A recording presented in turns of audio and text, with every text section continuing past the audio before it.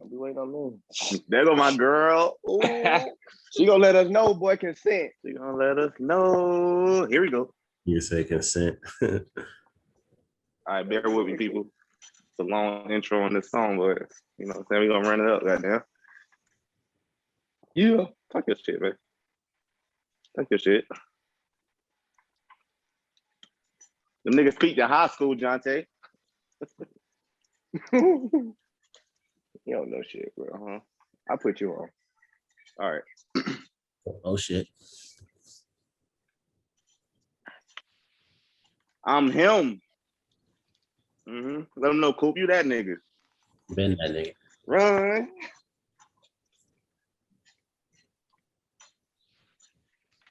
Ooh. I got drum on this motherfucker. This shit hard. Got some lotion.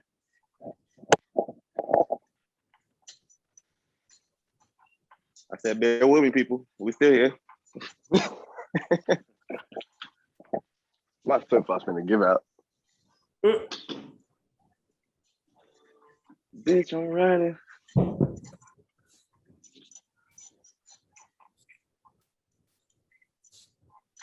Bitch, I'm running.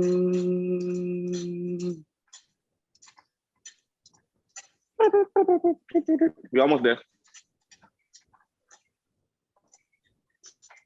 We almost there, good people.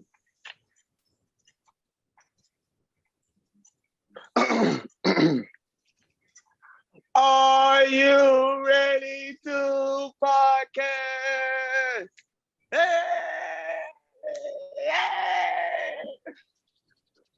I'm just gonna spin it all. You gonna spin it all, B? Huh? I'm on 10, man. That's Here today, gone tomorrow. I'm sorry, though. I'm gonna let the whole thing play. Welcome to another episode of the Goodfellas Podcast, episode 126. Yup, I looked it up. Keep here with Jonte. Yo, yeah. And Cooper. Yeah. What was good? And today we have a special guest on our audio adventure, starting from Lawrence, South Carolina, USC alumni, A.Bevy CEO, master founder, the man, the myth, the legend, Brian like Kobe. Yeah. Bird like Franklin. Yeah. White like the color. Yeah. Mr. Brian Kirkwright in the building. How you doing? You right? It's a blessing to be here, you know what I'm saying? Life is beautiful. Life is like a box of chocolates. Never know, right? When things get hot, it might melt. Okay, ain't heard that one. But if you got It's a new one. listen, if you got a good refrigerator, you can put things back together. Okay. Hello. Okay. And we ramen. How You the rest of started you with a gentlemen word. doing? You read the Bible before you came in here? Remember? I did, man. I just drank some water. Okay. I just wanted to be, be in a good space to talk to y'all, man, to be here and vibe. That's the main thing. How I get the yellow thing around my screen. What the other thing? Probably because he's talking. You gotta be Yeah, talking. we talk. I'm talking now. You can see me. You yellowed up, dog. It You ain't good. fucking with you. I don't know what's going on. It ain't fucking with you. So you can't see me? You can't see me? We can see Oh, there you you go. for sure. You still I'm see. here. There you go. Okay. Check this out. This is Brian Kirkwright checking in. Brian like Kobe RP, Kirk like Franklin, Lifetime Achievement Award, guarantee, white like the color, even though I'm black. Shout out to the Goodfellas Podcast, man. When you're honest, when you're true, when you laid back, it don't even matter what you do. It's gonna come through, and it's gonna change everything that people, take it in as. A lot of people may take it in one way, some may take it in as another, but the main thing is that they take it in, and that's what waves are. And we only here for the waves. That's it. We only here for the waves. And we're here to provide the waves. How's Bro. Coop, Jonte and Coop, how y'all doing? That boy, all right? I'm making it, my brother. I'm making it. How y'all doing? Making it. Jonte, I'm doing, had a game I'm today. doing, you know what I'm saying? I got a few little buckets hit a nigga with it. Hey, With the you left? talked about me. You talked about me not having no highlight today. And to Dwan's video, you should see plenty of highlights because it was a fucking layup line. First of all, Took that personal. First, I did. First of all, they started. They went man, bro, and they put this white dude on me. He has no fucking chance. Then they switched. Yeah. Dead, always. Then they switched, bro, and they put a black dude on me. I guess they thought he's a little stocky. Nigga picked me up at half court. All right, come on. All right. Nigga on the team was like, bro, you can't play that close to him. He too fast. I like, bro, you better tell him, bro. But it was real lit though, bro. The league, Buddy had this dude. So the dude who hooped from Greenville, he went and played overseas. Me and him used to chop it up like a year or so ago. I didn't even know this was him. Like at the adult league game, like in the gym and shit. He died at Lake Lanier like 6 months ago, and they still ain't found his body. Today was his birthday, so they had like a little celebration. That 7:30 game that you probably seen on my story was like all of his homies. Like they played on different teams, but they was like all his homies he grew up with, used to hoop with, his trainer and shit. So they had like a little balloon release. Shit was fire, bro. The shit sad. Yeah, I seen the balloon release on your story. Yeah. There was hella people out there. It was dope. Like it literally like on some like brought the city out type shit. Like the younger people that used to hoop and be in the gym. Like that shit was lit. I respect it. We went there and bust ass though. When they better not do no fucking balloon release when we play them niggas, we gonna bust their ass. It's gonna be a sad day. Pop all the balloons. It's gonna be a super sad day, bro. Coop, you good? You under the weather, ain't you? Yeah, I'm a little under the weather, but we always rise above. You don't sleep with your fan on tonight, bro. Man, I can't help it, bro. That's the problem. The first time. Nigga be out there with a chest out, fan on 78 speed. Yeah, with one leg out. No socks on. This is bullshit. On top of the covers. Right. I turned the fan down and I kept the air on 77. I'm like, all right, it's not on 72. Left it on 77 and kept my fan on. I thought that was going to help. Nope. You slept with no shirt on, dude, too, didn't you? I can't sleep with clothes on. And you had your chest out, too, and no, bro, no, legit, every time. I'd be snuggled under the covers. Were you already asleep? Like you were already sick when you made this decision? 77 plus the fan? Yes. So you're sick right now. So your body definitely sick. Your body was arguing the whole time, like, I want to be warm or cold. Nigga don't know what to do. Hey, my body been talking to me like that all day. He got the work. End of the day, I'm like, cold, damn. But I don't have no fever. I can still taste everything. My mom had asked me like 10 times, can you taste? Are you okay? Yes, I can still taste. I can't really smell because I'm congested, but I'm not sick, please. I'm fine. Like I sounded last week. Right. You sound like you. B.Y., you had a good week too? Say again? You had a good week too? I had an amazing week, man. It's my first week. I went on an anniversary trip last week, so that was chill. Oh, where'd you go? Chill, extra needed. We went to Barbados. Oh, that's lit. You went to Rihanna Ghost. You know what I'm saying? Pulled up on Rihanna crib.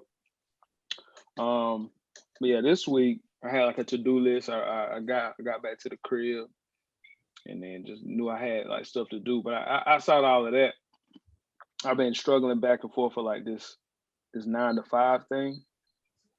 And like at this point, I'm kind of like at my last leg of like, okay, that sacrifice of like putting that in, which I know is a big step. A lot of people would love to get to that point. And so I say it's been like maybe like an 8-month struggle. So that last week I had a bunch of conversations with my superintendent. I work in a school district. And I was like, yeah, I can't work full time here anymore. So my contract starting next school year either got to be like vendor or part-time.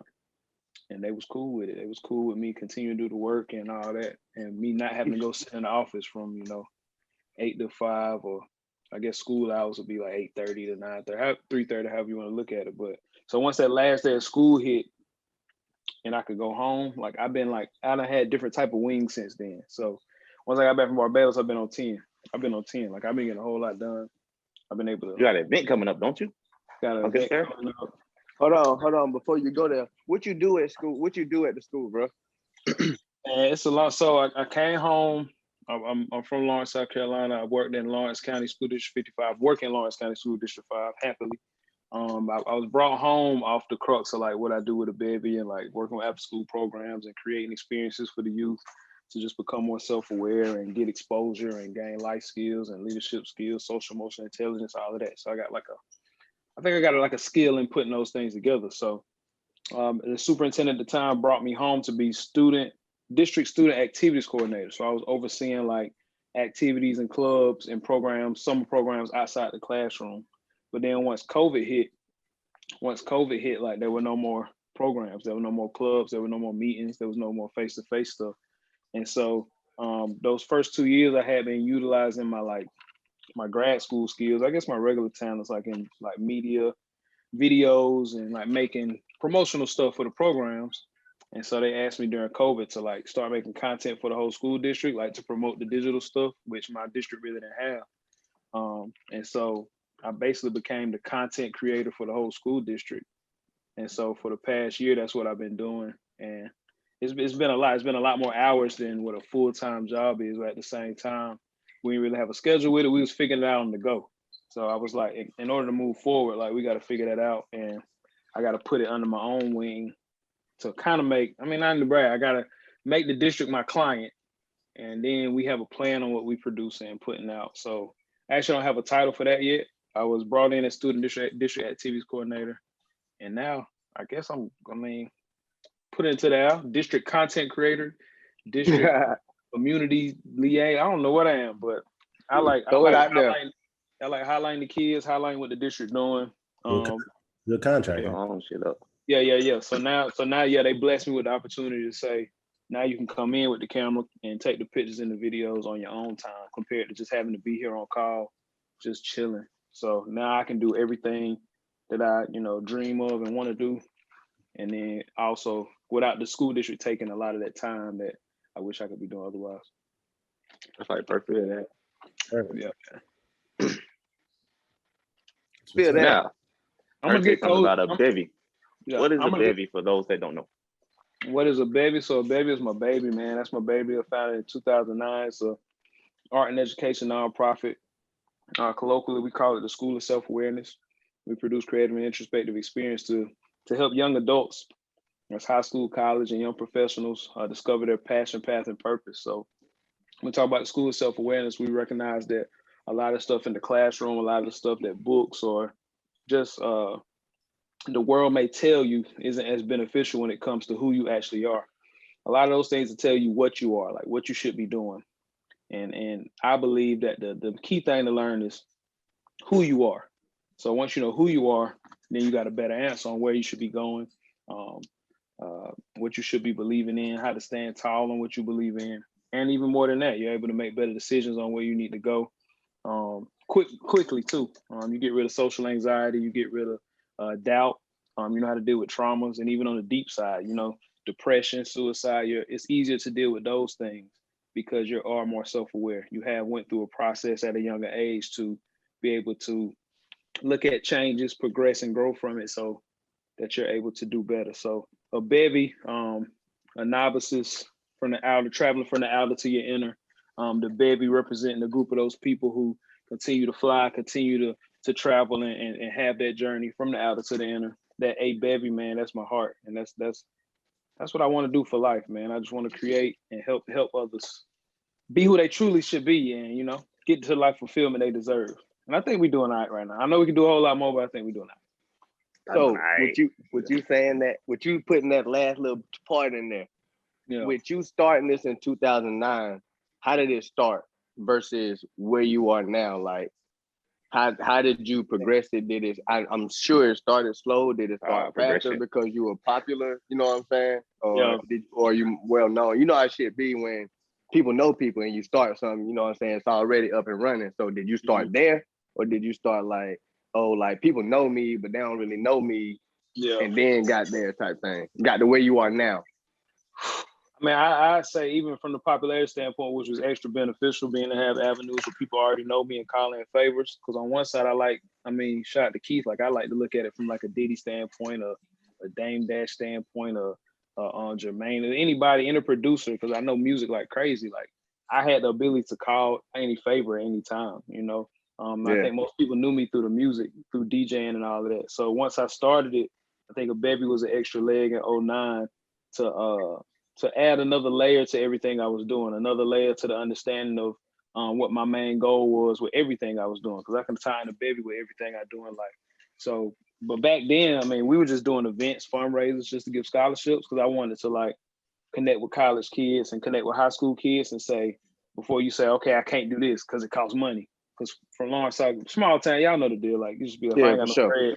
I ain't got to do nothing. You might even just want to go to a basketball camp or want to get some new shoes or something, or go visit a college. You know what I mean? Go just, you know, something like that. So we just wanted to give funds for that while tying in the aspect of life being bigger than yourself, having a long-term mindset. And so over time, once we developed like the 3 pillars of change, progression, and growth, you know, that mindset theory, that curriculum, we basically came like a school through that, like a psychology school. We developed like our pursuit principles of passion, path, and purpose. Like, you first find out what you're interested in. Once you're able to dig into yourself and be introspective, what are you interested in? You stand on that firmly, then you build a path off of that. Now the path is gonna get crazy. It's gonna be some ups and downs. That's the crazy part. But you got to learn from those, and that's where the change, progression, growth comes in. And through all of that, you find your purpose, and you say, no matter what happens in life, whether I become a billionaire, you know, whether I'm chilling on the curb, not on the curb, but whether I'm chilling at the crib, you know, lackadaisical, however you want to live your life. Once you have that basis that you've established through A.Bevy, that's the ultimate fulfillment, because you know you're doing all you want to do in this world. So I say about first 5 years we were heavy into colleges, going into collegiate sectors. Shot the Keith and Coop. I think Claflin was maybe like 4th or 5th sector, and that was quick. So I would say like in 3 years we were maybe at like 7 schools. Before 2015. Then after that, I was done with grad school in Savannah, got to Charlotte, and that's when I got introduced to the art scene. I'm trying to tell a quick story. I'm gonna talk your head off so we can get to the shits. But once I got to Charlotte, I was introduced to the art scene, and it was like, okay, there's money in this thing, because in South Carolina, it's like real conservative. So once I got to Charlotte, it was more of a progressive mindset toward these things. When you talk about grants and even me doing some studies at UNC Charlotte, where it became like nonprofit fundraising and all of that, it hyped me up. So I was like, dang, what can A.Bevy be? How can we take it to the next level? So outside the collegiate sphere, I say about 2016, that's when we first started talking about 3 specific programs. A.Bevy Academy, how can we work directly with high school kids to help them find their passion? Going back to the pursuit principles, help them find their passion. How can we create direct curriculum with our collegiate kids, our collegiate students, men? I say they're grown people, so men and women at that time. How can we create specific curriculum to help them put their foot down in their path before they walk that stage? And then A.Bevy Stage Association, that's A.Bevy Collegiate Group, then A.Bevy Stage Association.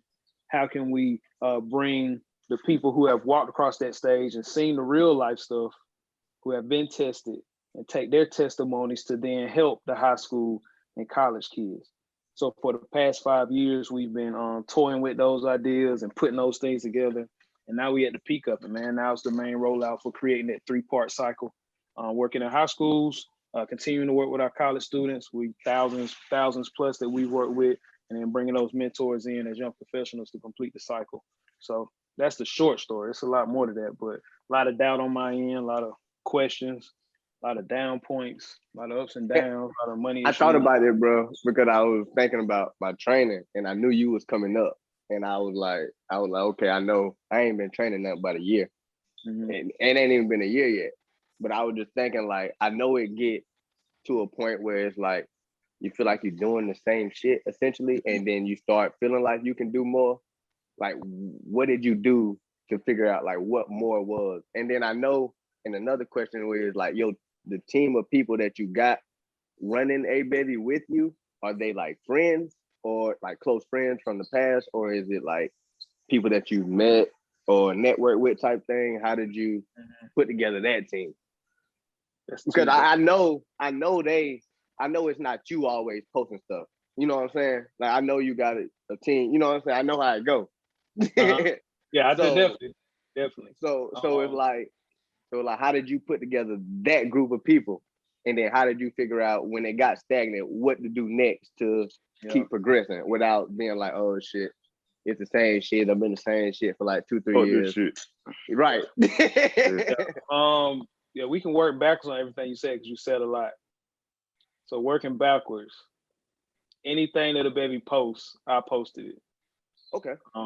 Any flyer, any video, any caption, I've done it. So if you go to like A.Bevy Instagram, there's every post. I'll say every maybe like 10 weren't me, but every post, flyer, idea, I was pretty much a part of. Or I say repost because the college, as far as A.Bevy collegiate group reposting and stuff, like the collegiate groups, they do whatever they do. But as far as the umbrella, that's been me. And I know a lot of people ask me that, even from like creative side. Like I've been making videos and flyers for a minute. And so A.Bevy has really gave me the training to be able to do that. And then taking a step back, you mentioned like as far as the team definitely are all people I'm close with. I say in the past, I say 3-4 years, it's expanded outside of that as far as mentorship or getting advice and put myself in circles of people who I can learn more from, that I don't have the leniency of just saying, oh, I know them, so they got my back. But as far as the bulk of it, when I talk about going back to like event planning, like a Jamie Small, when it comes to like challenging myself and pushing the barrier, you got like an Ayat Solomon, who is our program director. When it comes to those graduates who leave A.Bevy collegiate group and continue to utilize their minds and their passion through A.Bevy, you got the committees we put together as far as that aspect. And then throughout that, we've had interns, assistant coordinators, but even most of those have been made up of graduates from A.Bevy collegiate group. So I don't know if that answers your question, but yeah, that's where that came from. We can get to like a board director thing. That's a little extra deep talk, but you ain't got to go there. But the first question you asked, like I think you mentioned the idea of like when I got stuck. Yeah. Like how did I get out of it? Like what? Like when I felt like this. Re-ask that real quick so I can make sure I hit on the head. So essentially, it's like when you're doing something and you're doing the same thing for X amount of years, it's doing repetitive, stagnant. Like, what made you take it to like the next level, or how did you find like, I guess, the idea to do something different, extra with it to keep it going or to get you back in it? Like, how did you keep yourself from being like Keith said, fuck this shit? Yeah, that's a continuous battle because the way a nonprofit works, even when I started, like I was told by my professor in college, he was like, you know, with a nonprofit, it's just like a side thing. Like you just trying to help some people, you're gonna lose. Overall, you're gonna lose. Energy, money, time, EMT, you're gonna lose all of that by working a nonprofit. And so even since 2009, my vision was, how can I create a nonprofit that works, you know, like a full-time company? How can I create a nonprofit that's like a for-profit? Like when you look at, I go back to like Susan G. Komen's, which is, we grew up seeing all the pink cancer stuff. I was like, why would you create a nonprofit? You ain't trying to go that level, like to where you got multiple headquarters and you're trying to, you know, shape life in that way. But even now you got all kind of nonprofits to where it's a full-time job and you're utilizing the arts and all of that. So that was my initial vision. So throughout time, I always wanted, like, I think every month maybe we was just creating new stuff, new ideas. And I say it's a battle because as a nonprofit, the base of a nonprofit is, this is what we do, this is our mission, here go our product, here go the proof that what we're doing is working. So I think over time, learning process, we did a whole lot. And at times it didn't exactly correlate directly back to the mission and the numbers, but it was dope. Like it shook the table, you know, it helped people, it changed lives. You know, even like the events we got coming up, or like Impress Yourself being one of our biggest annual events, like it doesn't necessarily correlate with, okay, you help the student in college become more self-aware and get a job or blase. But what we stand on, I knew if I do this event and stay consistent with it and make it bigger every year, or try to be consistent every year at the least, then we'll be able to affect people. So I think what you're asking, because it's a major turning point now, because I'm kind of settling in everything that we do and understanding that any complacency then goes to, what do these students want? So once we have a base of students, when we now talking about high school students, college students, and young professionals, that's a lot. And so I don't think I get a chance to not want to do it, because those are a lot of lives at stake. Those are a lot of people who are dependent on the organization to keep things going. And having been here for 10 plus years, like we're already there. So we can't pull out. You know what I mean? Shout out to my mother and my father, they pull out. Like we can't pull out. You know, the the black boy got to hop out now. So we definitely have simplified over the years. Like at one point we were doing a whole lot of everything, but as of now we're able to simplify what we're doing to the point of we're proud of what we're doing. I don't know if I hit that question on the head because I ain't get personal as far as like my main doubt points, but you did. What you were saying, bro, I want you to realize something, that even every event that you've had, that we've had, it's always affected somebody. Even if it didn't reach all 300 people that was there, if we was able to affect somebody's life positively, it was 5 out of the 300. That event mattered. So I just want you to realize that when it comes to the different events. Oh, Koopy. For real. I mean, What you call him? Always help somebody. Koopy. I appreciate that. Like I say, it is a battle because I that's what I get excited about. Like you can't beat that feeling, even like what y'all haven't been to Impress Self or like work with it and stuff like that, like consistently. Like y'all years in at an event that y'all believe in, like the people believe in. Like it's a staple now. You know what I mean? And so For sure. like the feeling that I get after that, like when the event happens and after the event, like that's what life is about for me and for the people who attended.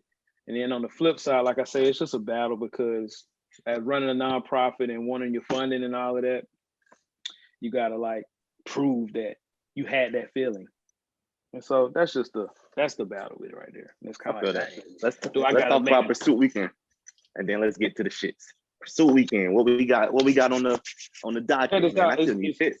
It's 2021, man. What am I wearing? I ain't here. I definitely know what I'm wearing.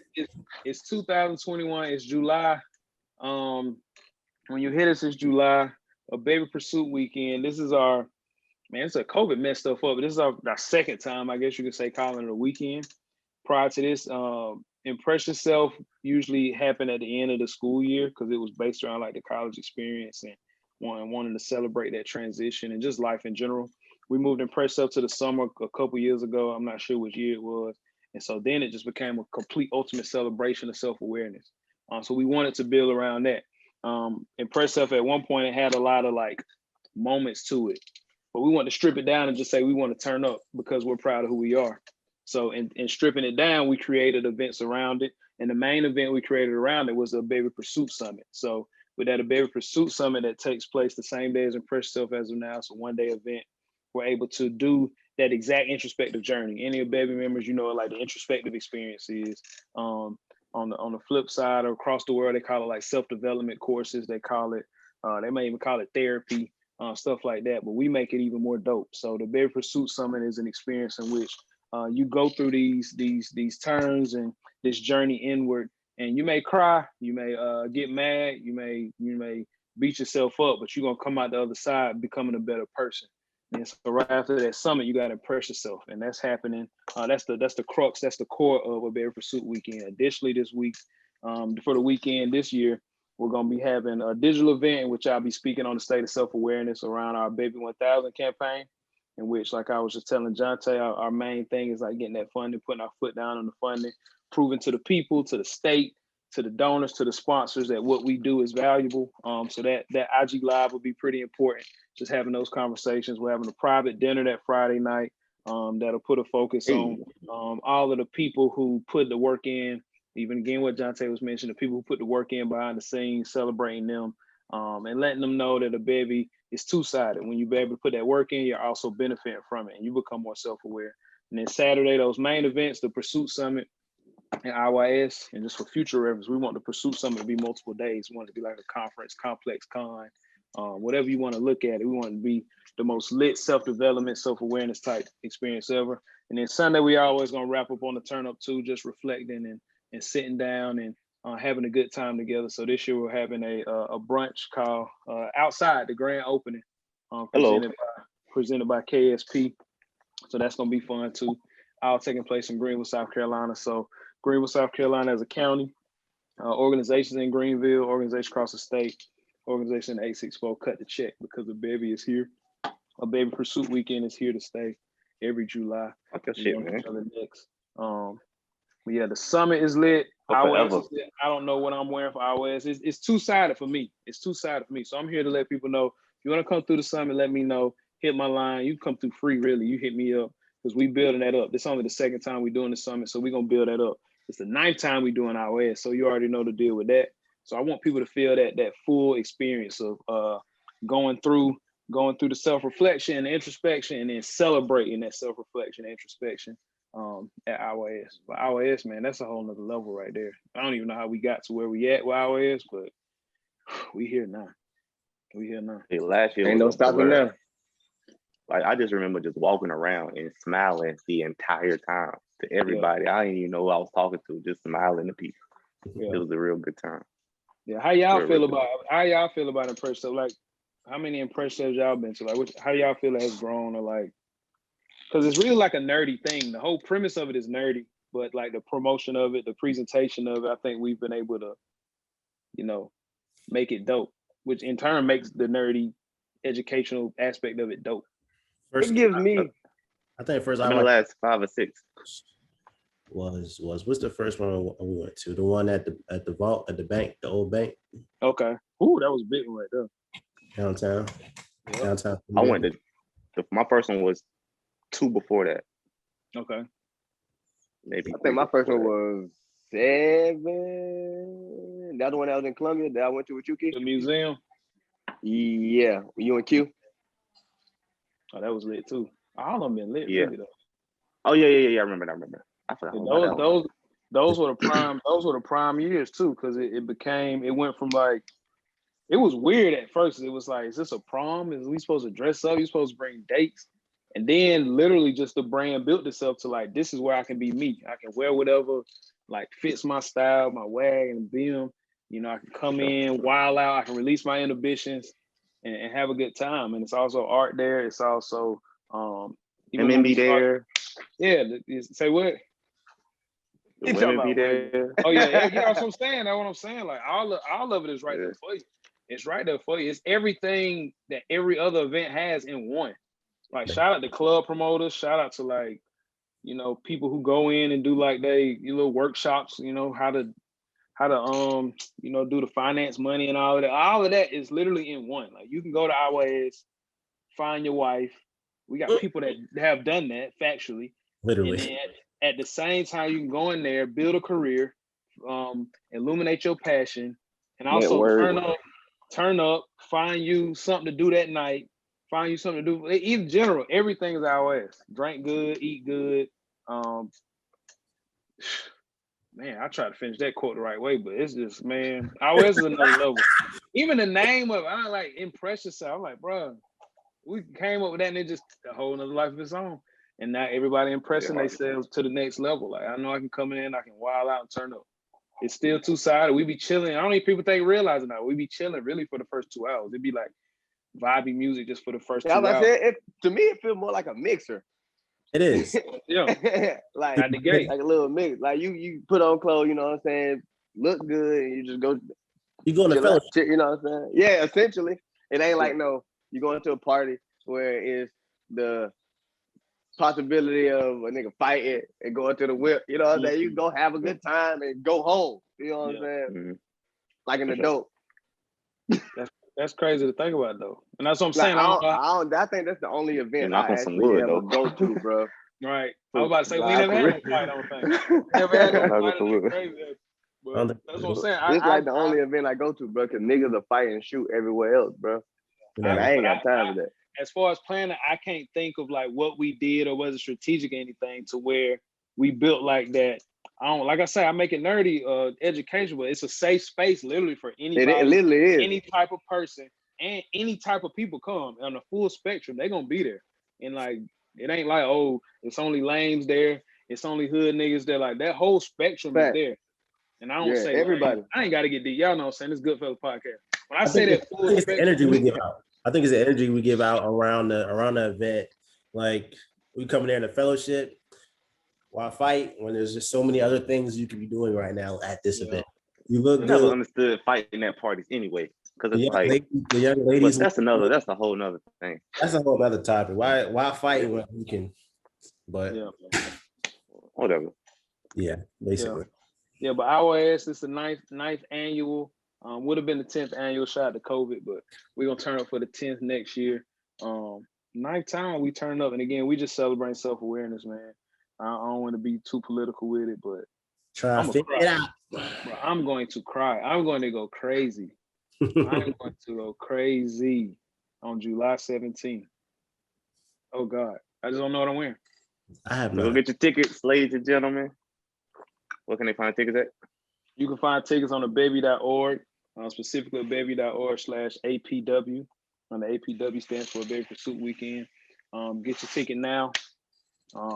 Please. Guaranteed to pack out. Greenville, South Carolina, Main Street. Shout out to Zen this year. Second time there. We'll see what will be in the future, but big shout out to Zen. Big shout out to the Experience Committee. Big shout out to Yacht. We got some live performances.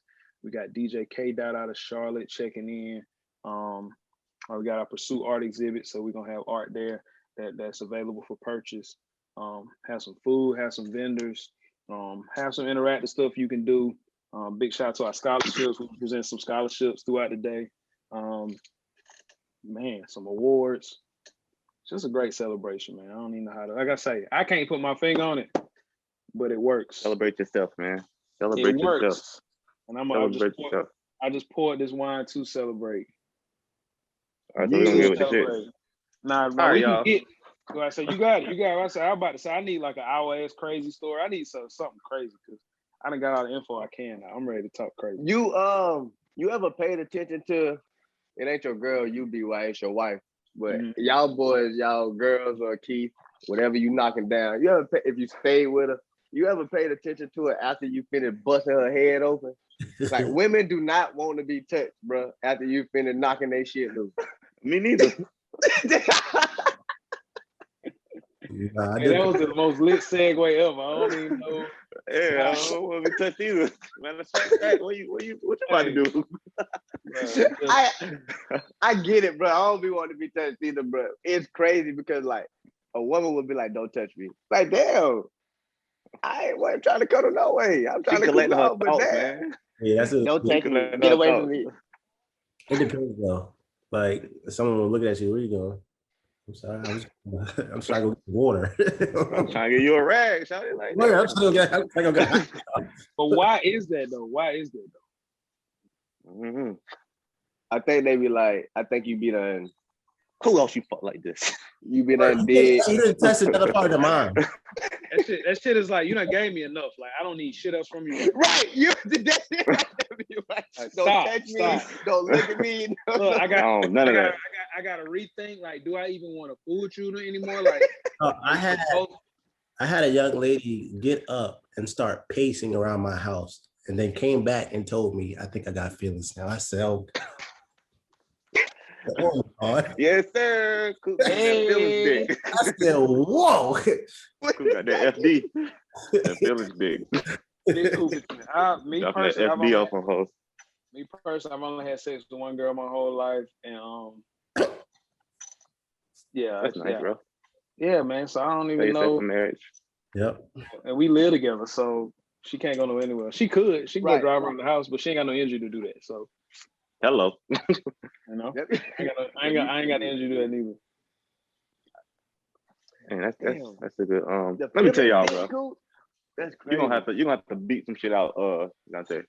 I We went to New York, now, so you better censor it. Well, you're gonna have to. No, I never talk to you ever again. We'll never talk to you ever again. I swear to God. Let's go. I want to hear it. Let's go. Let's go. Where we went to New York, Coop had me.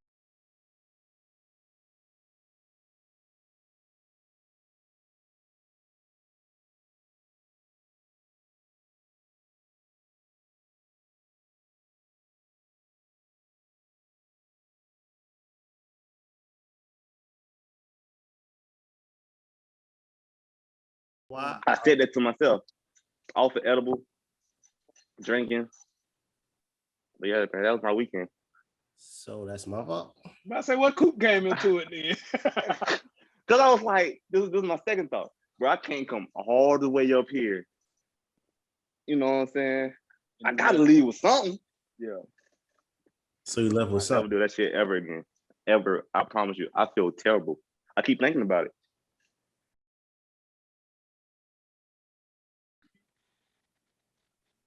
No, say it. You feel terrible. Why? Why? Because why did I do that? No. Why do you Post-nut clarity. She slutted you out. Essentially. Or did you slut yourself out? You slutted yourself out? Yeah, I slutted myself out. Dang. Yeah. So why are you She was complaining? ugly. Why are you complaining? I just told you. No, Keith over there Good mature. kid, man, box. Yeah, I'm trying to mature and shit and whatnot. So it's like I took a couple steps back with my self-progression and shit. So because you feel like you took a step back because she wasn't the cutest girl. So you feel like you took some steps back. Yes, that's what I'm saying. I'm shallow, Coop. Yes. I feel like it's deeper than I feel like you feel. I'm trying to go psychology, but it sound like you saying like, dang, I like belittled myself to achieve a goal. That's exactly what I feel. So then let's take a step back.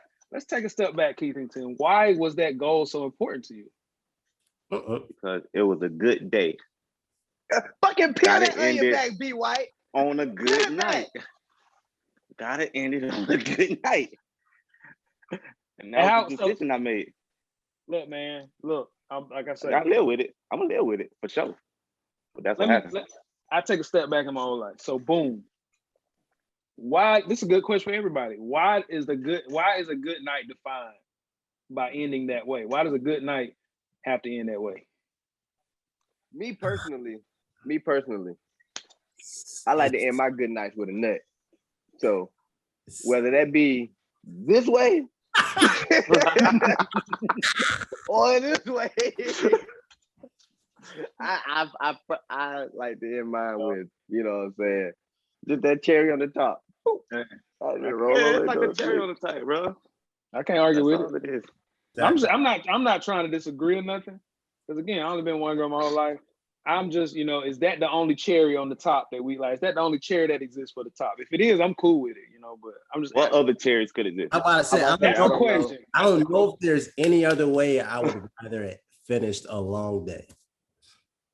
Hey, is there? A cold beer. I still need that. That's a beer anytime. That's the whipped cream. That's a long day of work. The cherry on top is the cherry y'all go bust over. I don't know anything else that could.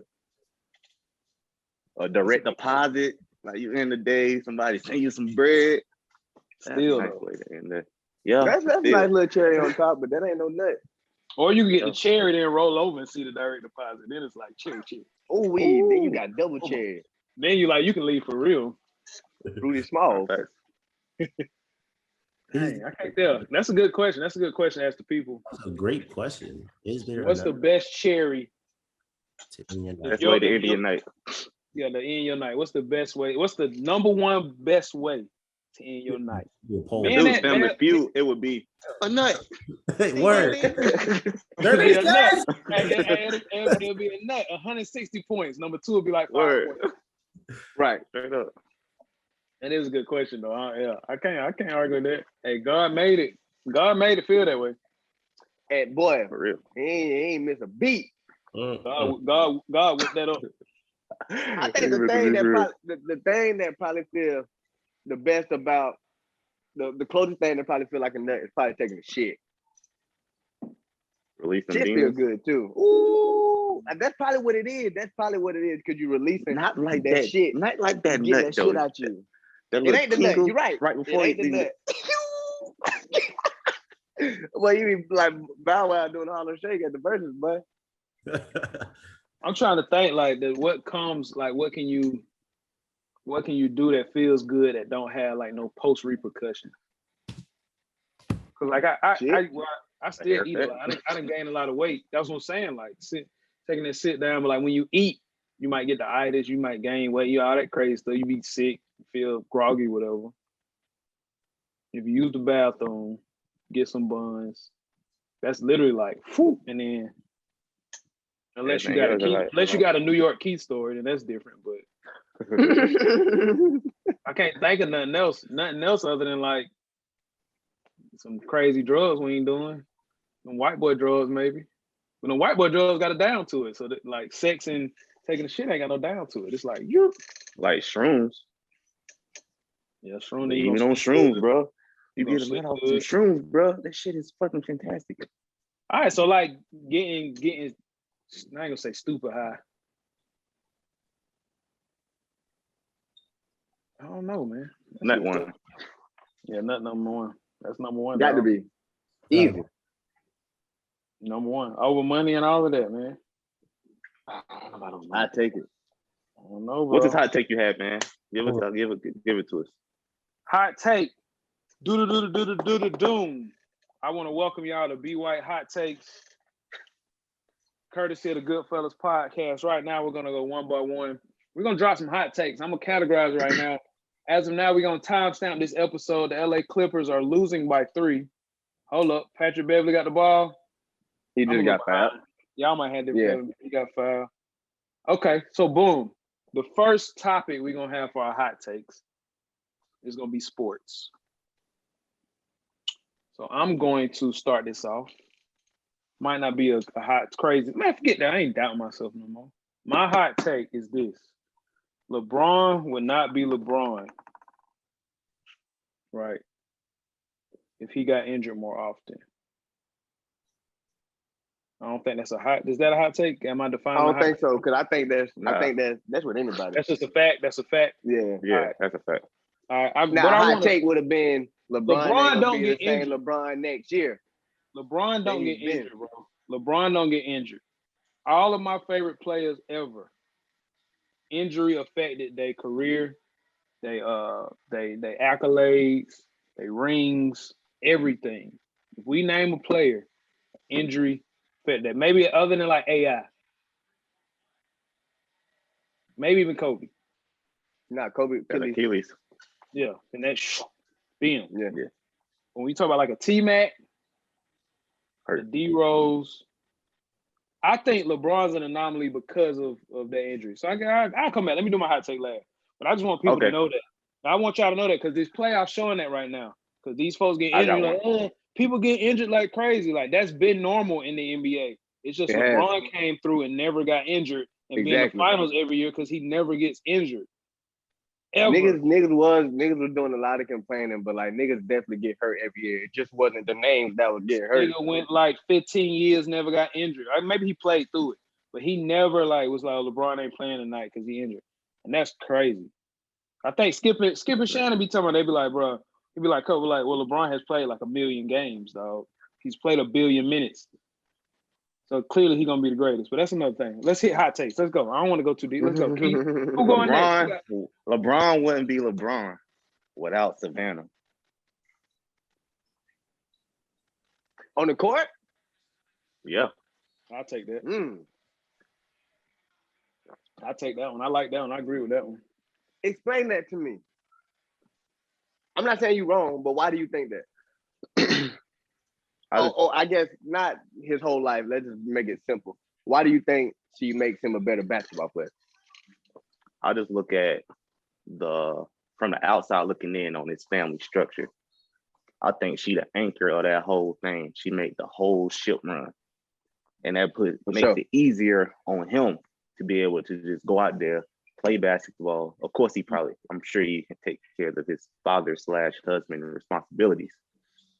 But she makes it 1,000 times easier. I ain't got to deal with the extra bullshit that a lot of niggas probably have to deal with. They come over after games or be off of, She the X factor. You got to think Kobe had to deal with a whole scandal. Yep. True. Yeah, he did for sure. MJ was D-Wade, fucking divorce, break babies. Yep. Melo running through Yonkers. Dykeman going crazy. That's a good one though. Like I said, when I saying them two, I ain't trying to belittle LeBron. I just know a lot of people don't talk about even that Savannah joint, like him not having no scandals and stuff. Whatever PR team he got, it's certain factors that I think people younger than us, they looking at LeBron, not way younger because they like Giannis and Steph fans, but like maybe like 3 years younger than us, they looking at LeBron like, oh, he the greatest ever. But they missed a lot of factors that he kind of overcame, like stepped over that a lot of people had to deal with. Like, bro, biggest scandal was going to fucking Miami. The decision, that's his biggest scandal. Biggest scandal. Yeah, for sure. All right, we ain't got to stay with basketball. Cool. Dante, what y'all got? Sports. Giannis I ain't got. What you say, Cool? Giannis is trash. Giannis not trash. This is what it is, bro. He don't make. You don't look like good. his game. Yeah, I was about to say you don't like his game. We've been spoiled with niggas that can cross you over and dunk on you and fucking go behind the back, step back threes. He ain't doing none of that. He just gonna run straight in the line. Getting A to the half paint. Euro step or a spin Euro. move, and he gonna dunk on your head. What make you not like Giannis, bro? Let's go deeper into your hot take. Probably. That's exactly why, because he ain't got no. It ain't entertaining to watch.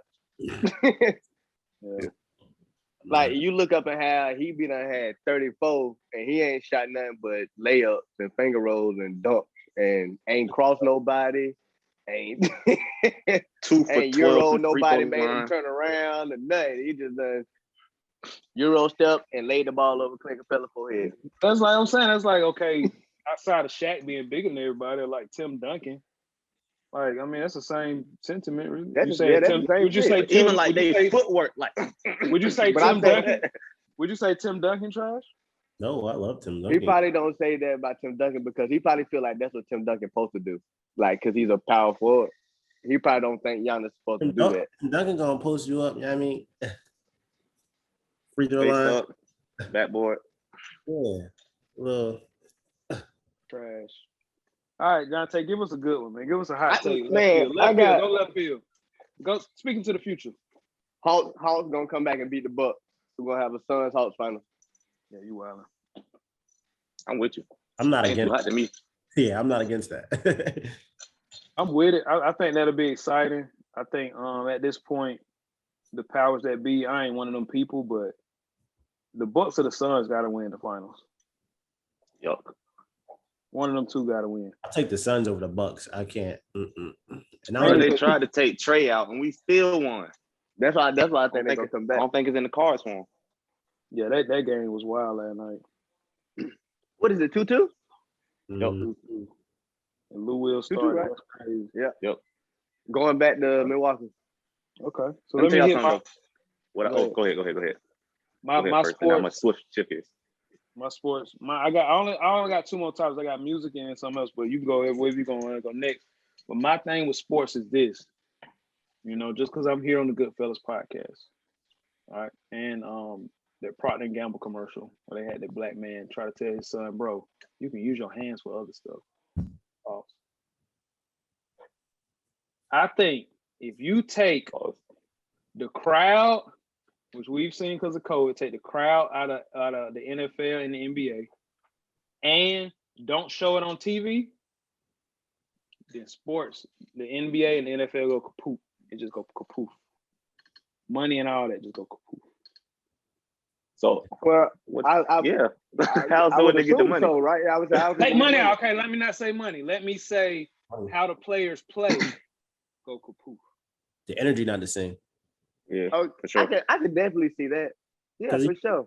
It's like a practice game, a practice scrimmage, ain't nobody there versus a Friday night game. When Everybody you playing a rival and the whole city in town. But in NBA games, it's like a rivalry game all the time. So that bitch always pack out. Exactly. If you at And home, you in LA, you got always. Rihanna courtside. Like, And you playing the Sacramento Kings. I just got a thing with like when the Super Bowl come on, right? Whole world stop for the Super Bowl, no matter who playing. But what happens if the Super Bowl ain't televised and don't nobody go to it? Is the Super Bowl gonna be the same? Like the stats, the players, the way they walk into the end zone, like they mannerisms, all of that. they probably wouldn't even want to play. But I'm sure. I think they would want to still. They would still want to win because of the game itself.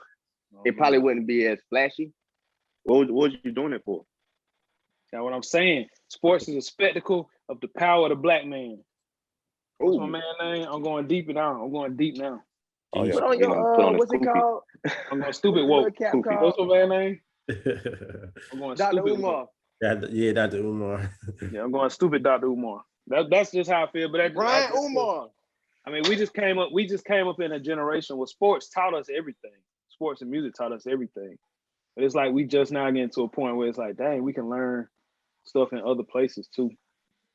Like, I wish I just had cars to play with and jump in and You know, see my friends, look at their cars and learn about their cars, and then do all that like Coop do. Like Coop teach me a lot of stuff with cars. But a lot of us, all we got is sports to be able to like this is what we can learn life from. And so I think over time, like the way sports are played and all correlates with that showmanship and that showcasing versus just, oh, we gonna win the game and continue with life. Sports is life. Sports is literally life. Sure. Ain't no wrong Especially with that. college sports. Bro. And I also this weekend I realized something. Okay, go ahead. Last point. Last point. With sports, right? Going back to college, right? Because girls love college athletes. Or college athletes get chose at times before others. Athletes, I think Greeks. that sports overall in life, Greeks too, yeah. I think overall in life, like people like to see people win. And so when you got somebody who's a doctor, like you don't get to see them like the 10-month process of like saving a life or curing some whatever, like curing a cancer, helping a cancer patient. With sports, this ain't really a hot take. It's just a perspective of like every play you get the like adrenaline of watching somebody win. Like when somebody hike a football and them next 5 to 10 seconds, not even that long, you literally can get the adrenaline and excitement of, oh, my boys got 3 yards. That's a win. And you get to see that over and over till they get another win of a first down, till they get another win of a touchdown, till they get another win of winning the game, till they get another win of winning the region or winning the conference, till they get another win of winning the Super Bowl. And there's nothing else in life that's broke down like that to where you can get excitement by just like consistent wins. Like, oh, I went to work today. I did this at work today. Like, and it's not showcased like that. I don't know if people look at it like that, but that's just my crazy mind when I be not. That shit lame. That's why when you get on, that's when the hoes want to fuck with you because they see you won now. They see you won, and then they say, "Oh, he gonna win again. Oh, he just won again. Look, he had this party. Oh, he dropped a new song. Oh, he got more likes." And then we get Instagram and all that. Man, we talking about that, but keep what you got. My bad. It's just something like I can tell my friends really fuck with me by how their girlfriends treat me. They're so warm and loving, and I really appreciate it. And I love you guys too. Do you not think that's women in general? How about if they see that it's somebody that their partner is cool with, you know what I'm saying? Like, do you not think that they would not transfer the same energy naturally? Or do you think it's because okay. Women can't I was just thinking about myself. Women can't hide the fact that they don't fuck with you. They can't hide the fact that they don't fuck with you. That's also true. That's a fact. Yeah. I think about a conversation we had, I think that was last week, Jonte. She can't hide the shit. It just is what it is. They should be written all over their faces. And you'd be like, get your shit together. Like, come on. I'm about to start coming once a month, man, because y'all be on stuff. I need these stories. If they're not fucking with somebody, you gonna know. You gonna know. They don't even want to be around you. And that's like you can't even get them to play nice. Right. You pull up to the crib, ain't nobody. What's wrong with Charlie? Man, she tripping. Yeah, she good. Word. Mm-hmm. Next thing you know, she walk out to the room. Where you going? Shit. All right, go ahead. Everybody in the living room. Word. That's real. That's real though. Like, like that, or have her say something out the way, and then now it's just go ahead. We'll talk to you later. Bye. All right, so hot take segment 2. We're gonna hit music. All right. I got one. You got one? Jonte, you got one? You gonna think on it? Think on it. You got some time. Yeah. I'm waiting my turn. Go ahead, Keith. I'll go last. Tyler is going to be what people thought Chance would be. Yeah, he took mine. It wasn't Chance though. Who was it? Who was yours? I was just listening to the Joe Budden podcast. And they was talking about J. Cole compared to Tyler. And Jonte, that's where I got that J. Cole take from. That J. Cole is. He that nigga, but yeah. So is J. Cole too humble? I think that's his personality. No, you listen to his album. I don't want to stray away from your hot take, Keith, but I think J. Cole. I think people put him on a pedestal early, as if he was like a what they call like a doobie rapper, like a backpack rapper. I think people made it as if he had more backpack to him, like more wisdom and like knowledge kicking, like he was kicking more knowledge than he actually was. Like especially with that Nas comparison on the first two albums. Do you think it was fans, like his fans, or do you think it was just people trying to trying to make it? You know what I'm saying? Like because I'm a fan of Cole. Me too. So it's like when I see people making those takes about him, usually it's not his fans. You know what I'm saying? Like I don't ever see his fans like, oh shit, Cole said this. That shit was deep, but it was some, you know what I'm saying, just some regular old bullshit. I don't ever see like his fans doing it. I just see somebody done listen to it just to talk shit type thing. I think it just went left once he made the Let Nas Down song. It was kind of like I fell into that conversation. Was that what, Born Sinner? So yeah, that was Born Sinner. That was second album. So after that, it was kind of like, okay, let me, find my ground. Because after Born Sinner was what? Forest Hill. Yeah, classic. It was classic. Yeah. That's what I'm saying. Like before that, it's kind of like people comparing that was crazy. And like you do that do make sense. If I think about Twitter, like people saying, "Oh, J. Cole's so deep." Even my man, what's my man name who do like the Jermaine Cole dropping? He do them joints. Yeah, I know you're talking about. Yeah, he do a lot. He still be playing on it like that. But I think Cole just missed like a lane or a time where he could like put his whole lane down early. He doing it now, but back then I think he could have did it earlier. Yeah, because it was so many comparisons. Though Kendrick is Tupac. Like, Kendrick ain't no damn Tupac. You know what I mean? Right. I mean, Drake, niggas treat Kendrick like he the goddamn. I love that. Hey, man. I love that though. As a Kendrick stan, I love that. But I get it. I get it. He's showing proof though. He's showing proof. Like I mean, we can go. And it happened like that. I can happen like that. But I don't know what Cole. I don't know, man. I don't know with Cole, dog. It's just he got a certain niche fan base. He's like the pinnacle of not being in the streets, but not being all too backpacky, too nerdy. But like a regular bummy. Yeah, that's exactly what it is. He dead in the middle. See, like essentially, like he like, you know what I'm saying, like one of us. Yeah, You see that nigga in Walmart or some shit, shopping, looking like, and you ain't gonna be able to tell he famous unless you know who he is, type thing. Like he just raps extremely well, type thing. and I put, even like we talking about the Nas thing, I would have compared Nas to Kendrick before J. Cole, because the only difference between J. Cole and Kendrick is like this nigga Kendrick, every album he gonna make sure it's like a book. He gonna make sure it's like a full concept and the songs got like triple layer meanings. He gonna do stuff like that. J. Cole do that at times, but not as much as Kendrick. So, but then you got like a Drake who is, I think Drake's benefit. We done went way left in your hot take, Keith, my bad. But it's all good. Drake's whole thing is like the ladies and the kids. I don't know if that's a hot take. That's a motherfucker that get by with a lot. He get by with too much. He get by with, man, that nigga could. Because for every like mediocre face and they still say they love him. Every mediocre thing he do, he drop like a bomb where that shit undeniable. Bomb. Like, right now we saying like, oh, he doing a song with Brent Fires. And like just because like, oh, Drake called somebody who up and coming who everybody loves, as he always does, which is probably natural and organic, not knocking it. But he done found another way. For sure, yeah. Boom. Yeah. Like, another way. I've seen that poster on every single Instagram story I looked at today. Everybody posted that. The song ain't even got to be crazy. But now everybody gonna listen to it because it's Drake on.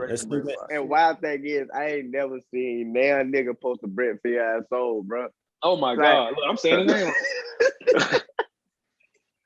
That's like how Young Blue. A lot of people didn't know who Young Blue was until I still don't know who Young Blue is. It's still mine. That nigga tough though. That is hard. Who is that? He's super hard. If I ever Yeah, I say Patrice ain't know until Chloe Bailey from Chloe and Holly sang the cover. That went crazy on certain levels, and then he was on her album just now. Yeah. Back to Ambassador 6, like his mixtape. And you can go back, I think like 2 weeks ago, he was on a photo shoot or video set with Boss and J. Cole, and they like, oh, that's Young Blue. Yeah. Blue Tub. That's just the progression of learning somebody though. So for me to be an R&B connoisseur, I have not listened to Brent Faiyaz. And I feel like I'm doing myself with this You are. Okay. He's an acquired taste though. That's true too. He like Boosie. Cause like his lyrics and the beats, they don't always go together. Same thing with like Lucky Day. I tried to listen to Lucky Day and it was like, Lucky Fire too. Lucky Day hard. Yeah, Lucky hard. Yeah, his beats, I'd be like, what you get into it and now, you know what I'm saying? I'm a fan of that shit. I'll run it back. I don't know, man. I love his joint. I don't know if that was the first joint, but I like the idea of Sonder. Sonder was like the group he was part of, like that whole vibe. I don't know, man. I think overall, artists in general, like they popping off of like other shit other than just their music. Like the music really ain't even got to be it. TikTok. Like, people will make the music it because of the person. That's a fact. That's it's not the music. It's more valuable to be popular or have like a brand or be heavy on social media or have a girlfriend or boyfriend that's popular, something like that, than to have a hit song. Or have a good song. Because hits, them shits come every day now. And then you can have a whole Wale conversation off of that. Should decry. Hot take number 2 or 3, whatever. 3, 4, 5, 6, 7, 8. You said Tyler is what they thought Corday would be. He said Chance. Chance. I don't know. I think that's too. It's going to be, not is right now. Because they was talking about Chance like he was the next Drake. Yeah, I think Tyler is the next Kanye. Is the new Kanye. That's a good comparison. Next Kanye. He is the new Kanye. That's a great comparison. I like that better. I like that better. That's what I think. I was just showing my girl talking about Tyler because I just became a fan, but that nigga just seemed like so organic as a person. Like it's crazy how you can feel somebody like through their pictures and shit. Like you can just tell by the way that nigga conduct himself or in his videos and shit, like how he be wilding out, or he just look like he cool as hell. Like he just stay in the lane, mind his own damn business, bro. He don't care about none of that we care about. Right. Tell that nigga ASAP next. Keep his name out of his mouth. That's another. Never mind. I don't know that. You ain't listen to Tyler album yet? Nope. Cool. For you to live in cars, you be listening to the car, huh? Yeah. I wish I was in the car. That's all that nigga listen to is the motor. Who get in my car? The music be loud as hell. He be like, bro, you need the oil change. Right. Nigga, I can hear it in the lyrics. That Tyler album perfect because even once Igor came out, which was like total left field. I don't want to say Igor is like an 808s, but it's the same. It's the same premise as like Kanye. Every album he do it like it don't sound nothing like the last album. He doing whatever he want to do. Like a Yeezus.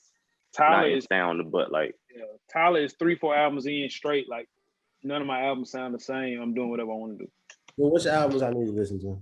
All of them.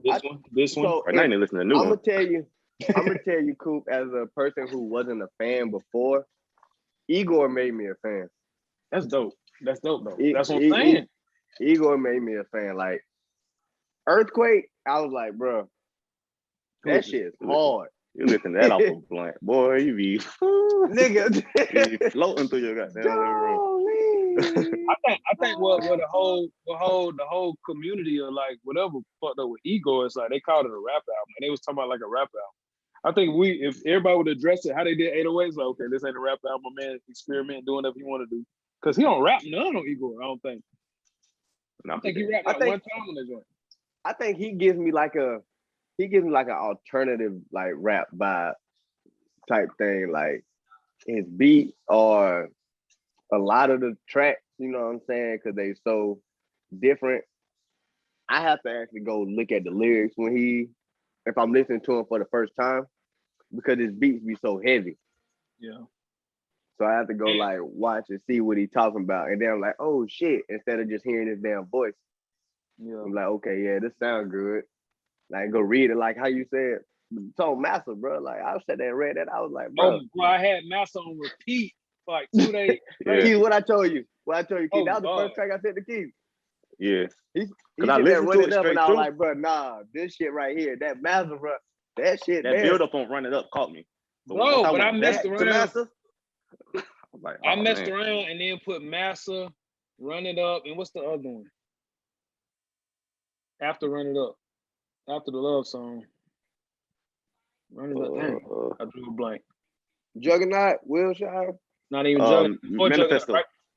Manifesto, and then it's another one. It's another like motivational type joint. It got to be Rise.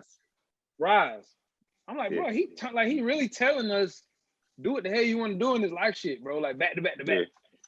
Yeah. That's essentially Cooper. Yeah, that shit tough. Shit. But and he produced go look at the lyrics. And he produced go read the lyrics. Yeah, that's fire too. Yeah, so this album, hella talented. This album is rap. He rap. Even the 3 love songs, which are all like long songs. He's still rapping. When he vented about that girl on Wilshire, I'm like, dang. I feel that shit was a journey. I visualized that in my head the whole time he talking about. I was like, that shit a whole short film, dog. That shit is a journey, bro. Take that nigga girl.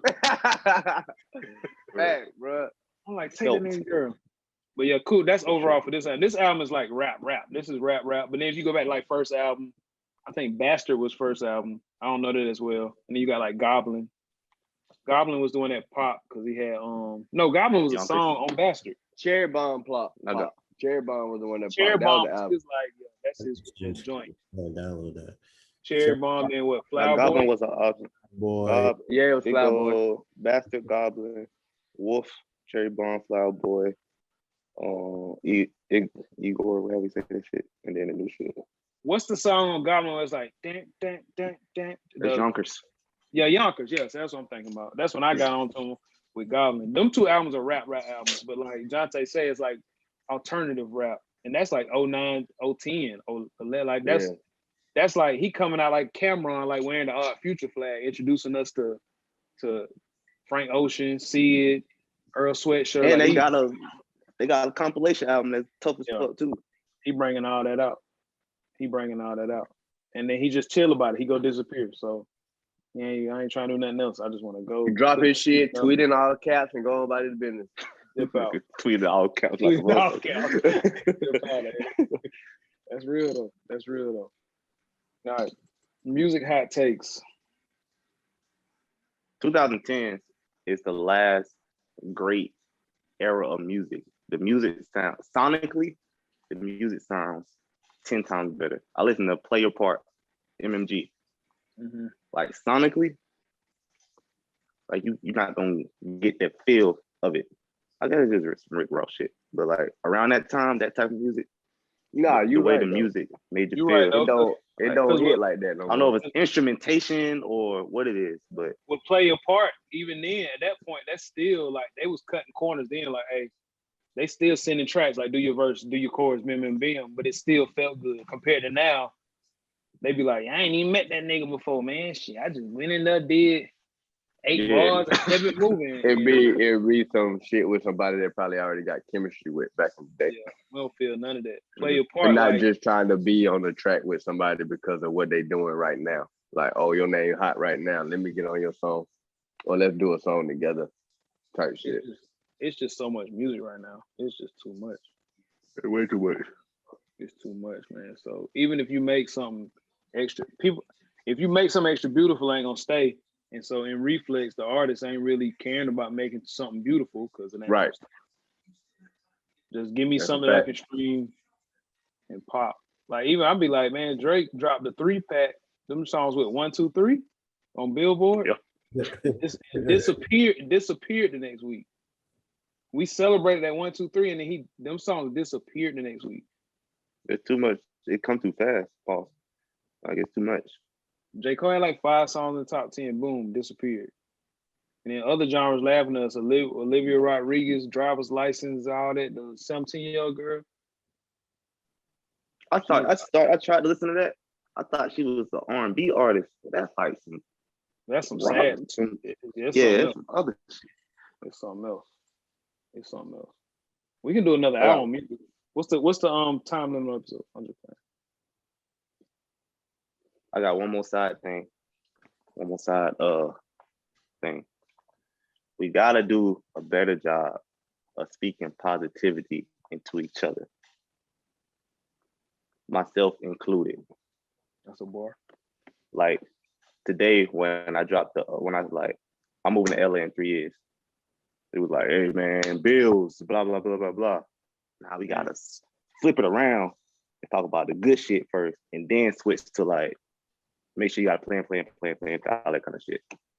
So I look at it from a standpoint of, I think I try to be honest first. You know what I'm saying? Like, you can still be positive as you want to be. You know what I'm saying? But the reality is what the reality is.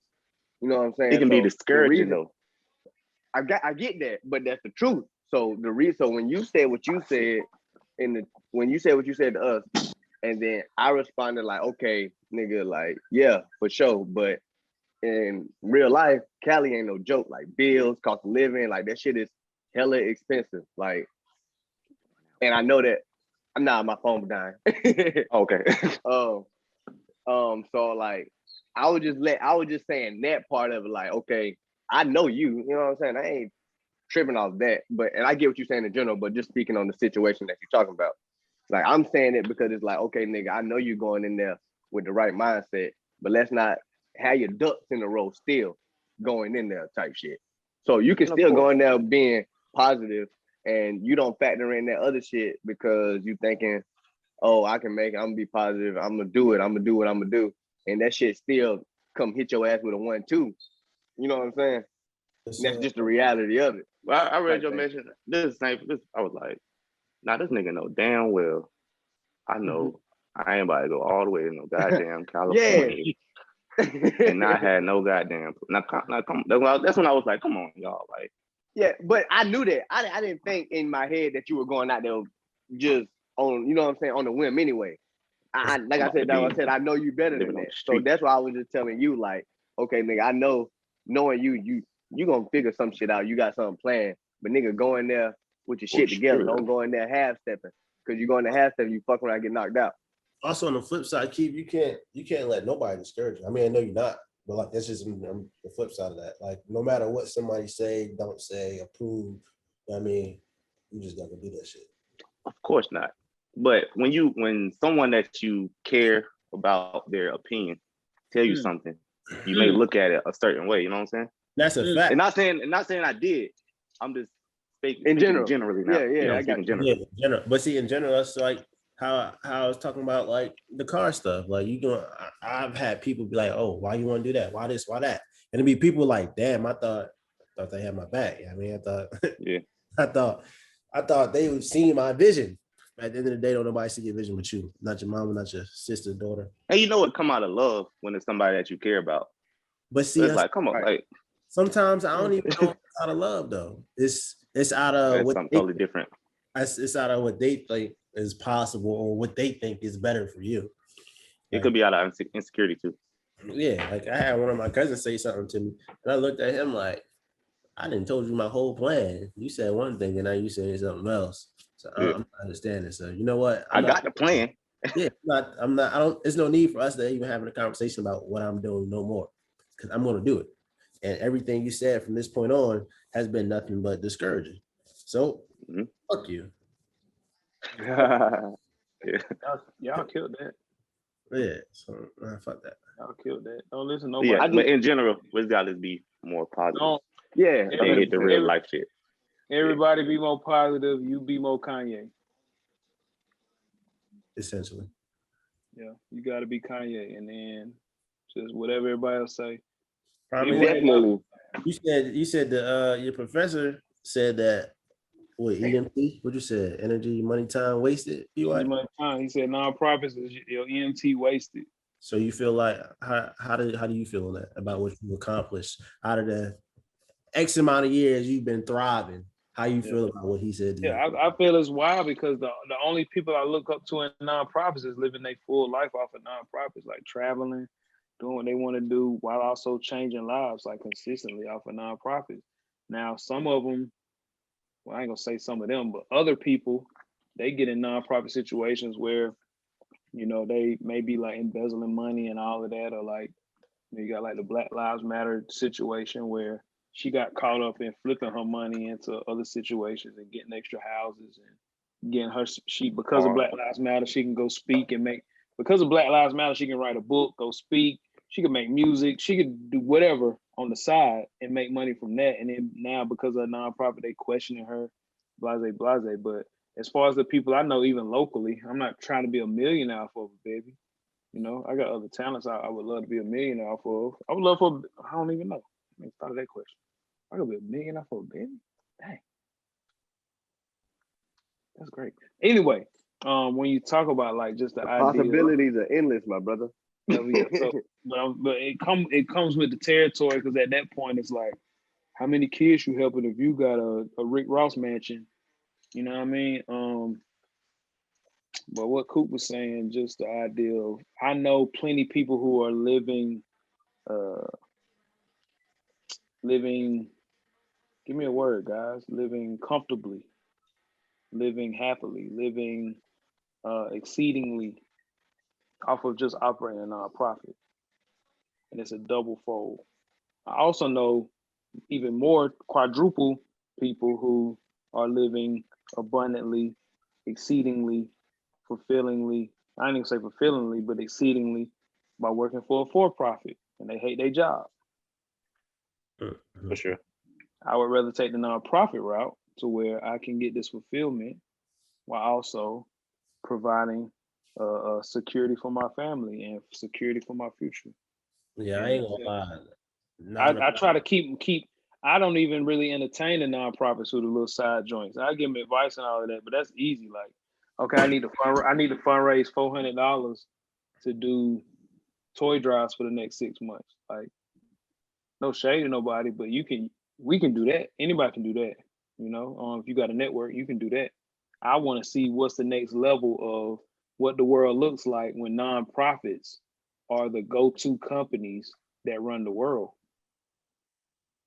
So what happens if Apple is a nonprofit? What happens if Apple says, okay, only 25% of our income then goes to salaries. Only 25% of our income then goes to what we're paying these individuals who are sitting at the top.